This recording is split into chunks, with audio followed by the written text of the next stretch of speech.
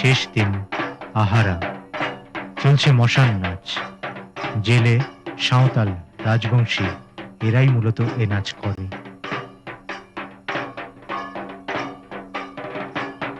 অপদেবতার হাত থেকে রক্ষা পাওয়াই এই নাচের লক্ষ্য, যাতে কোনো রকম অমঙ্গল বা মহামারীর কবলে না পড়তে হয়।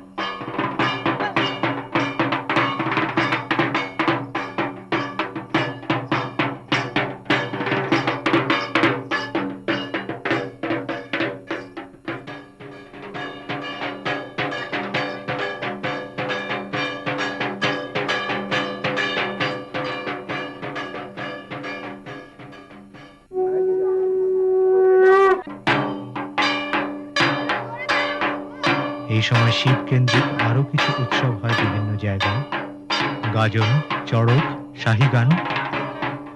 তাহলে গম্ভীরার সাথে এদের পার্থক্য কোথায়? অনেকেই গাজনের সঙ্গে গম্ভীরাকে মিলিয়ে দেখতে চাইছেন।